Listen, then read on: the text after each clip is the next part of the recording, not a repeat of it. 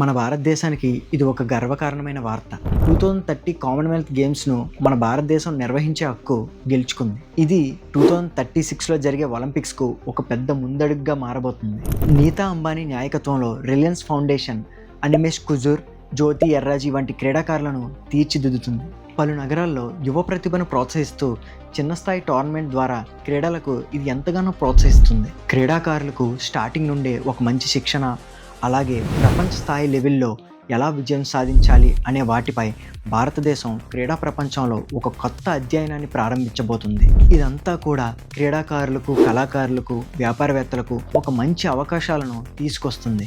అలాగే ఒలింపిక్ ఉద్యమంలో సభ్యురాలిగా నీతా అంబానీ 2036లో జరగబోయే ఒలింపిక్స్ను భారత్లో జరిగే విధంగా కృషి చేస్తున్నారు. Bring India to the Olympics.